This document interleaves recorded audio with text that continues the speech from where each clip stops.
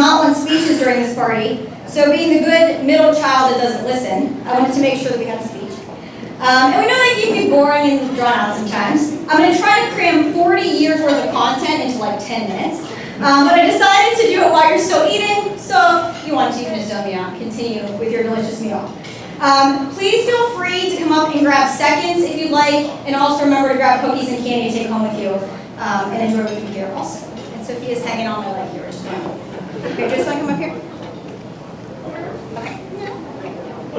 All right. Thank you all for coming to celebrate our parents. We're celebrating their 40th wedding anniversary, but they have actually been together for 50 years.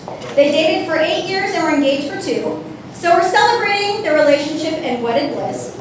But if nothing else, we're celebrating the fact that they haven't killed each other yet. Because any of you who are married know that some days it's just about survival. Although it goes by in a blink of an eye, when you think about it, 40 years is a really long time. The main thing that our parents excel at is giving their time. To each other, their kids, their grandkids, their church, their neighbors, and random strangers. They are selfless, caring, and kind, and the 2 most dependable people we know. They always show up. When we were kids, they never missed a sporting event, orchestra concert, award ceremony, or any event in our lives, regardless of how significant or minimal. Now for my kids, they continue to do the same. They are the epitome of grandparents and have never missed an event in Isaac or Sophia's life. We are blessed enough to have Mom help watch our kids while Kurt and I have to work. And now that Dad works remotely from home, he's often on the forefront of their daily activities. They know everything about our kids, from Isaac's grades in school and baseball stats to Sophia's latest fashion trends, their food preferences, little quirks, and everything in between. And they never turn down the opportunity to spend more time with our kids, regardless of how many hours they've already spent with them. People always comment on how smart our kids are and ask which daycare they go to that they've learned so much and so quickly.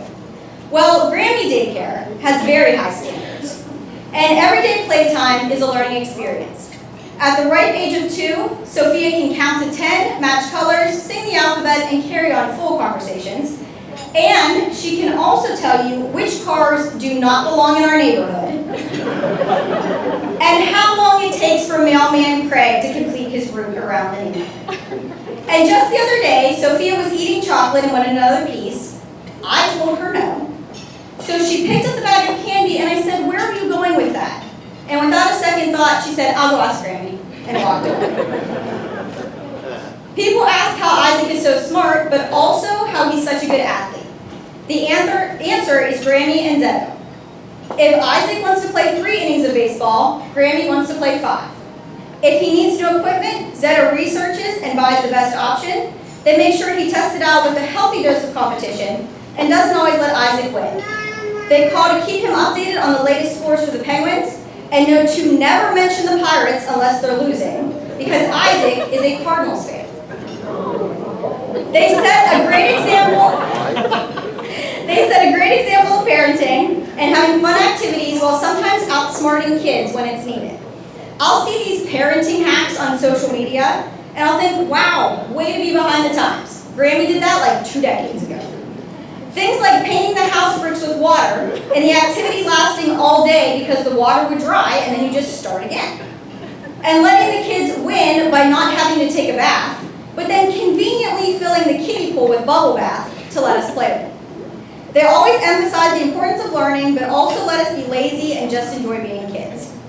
Our family vacations were never the same, and we never traveled the same, or we traveled somewhere new every year. We got to experience historical sites, natural wonders, amusement parks, and fun activities. We knew that if we got back to our hotel and we weren't completely exhausted, we didn't do enough that day. They let us choose what we wanted to do and learn, and weren't the least bit upset when we took advantage of it. Like when Amy wanted to go to the Baseball Hall of Fame, and we spent all day there. Literally, like 10 hours. Because she read every single piece of information. Or when Brian wanted to go to St. Louis, Missouri to see the home of Bigfoot, the original monster truck, and we ended up meeting and working with Bob Chandler, the creator of monster trucks, who happened to be at the garage that day. Included in each vacation was the essential task of choosing a hotel.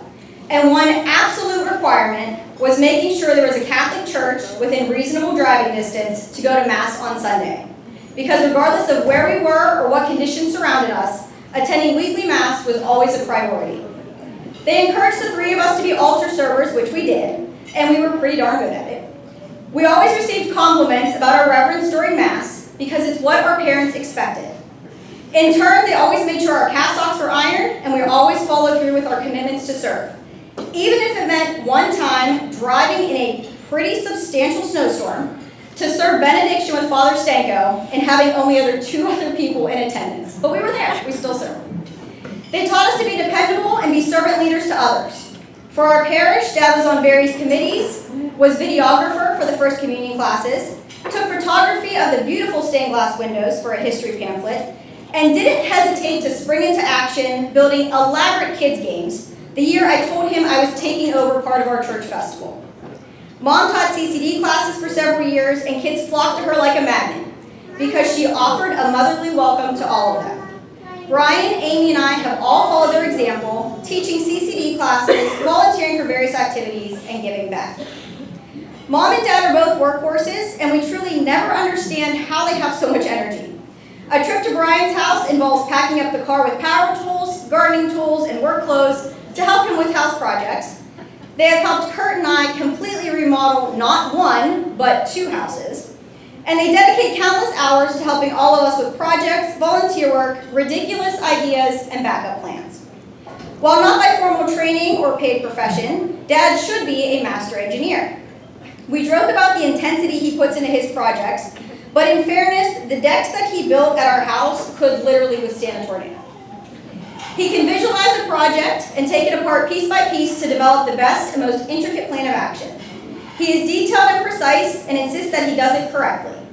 As kids, he always made sure we paid attention to the projects he was working on because you're going to need to know how to do this someday.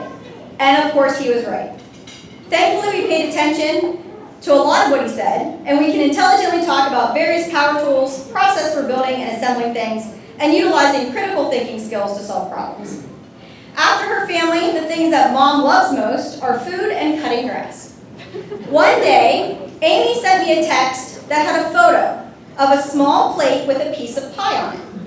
The fork was prongs down on the plate, and Mom's glass of iced tea was next to it. The picture was typical of Mom, but the caption really embodied who she is. The text said, "Dad just told Mom her new lawnmower is ready to use." Mom abandoned her pie to go cut grass, but made sure to mark her territory that she'd be back for it when she was done. Of course, we can't forget our significant others who have been welcomed with open arms by Ralph and Barb. Amy and Tony went out once and took Amy's car, leaving Tony's car in the driveway.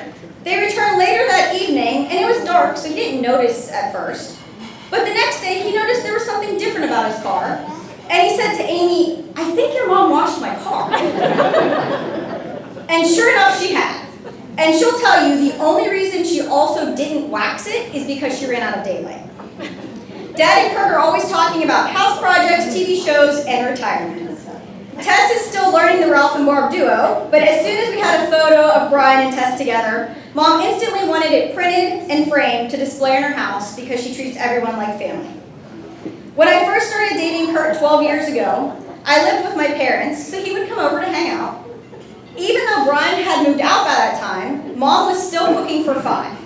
So Kurt instantly became Mom's leftover kid, and she fed him at every opportunity. He affectionately refers to her spaghetti as Barbsketty, and he knew to always come hungry when going to their house. Fast forward to recent years when Tony entered the picture and started dating Amy. The first time that Kurt found out that he had to share his Barbsketty, we thought there was going to be an issue. Thankfully, he and Tony have come to terms that they need to share Barb's leftovers, and they've made peace with it. Fast forward again to this year when Tess came to our house for Sophia's birthday party. Well, since she's dating Brian, Tess gets Barb leftovers when Mom packs Brian a care package, every time he comes home. And on a trip right before the party, Mom had sent Brian home with some meatloaf, which he and Tess enjoyed at his house. At Sophia's party, Tess made a comment that Mom's meatloaf was amazing. And being the instigator that I am, I screamed to Kurt and Tony, "Hey guys, Tess is cutting in on your barred leftovers." To which they were instantly appalled.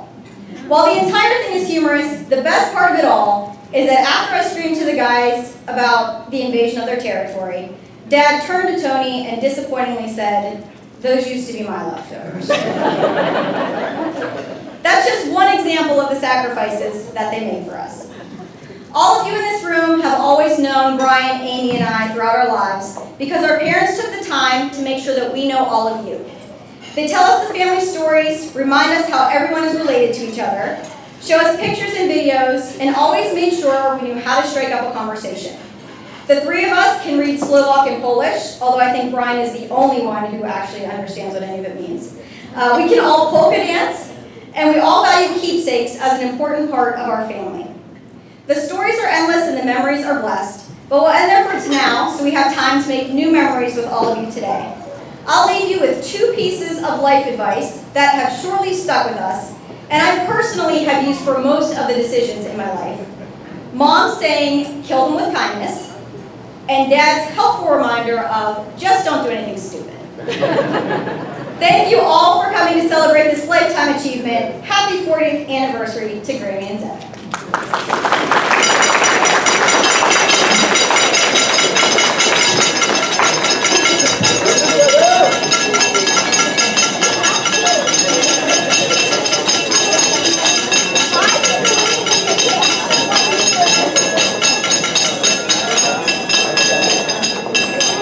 You guys are free to continue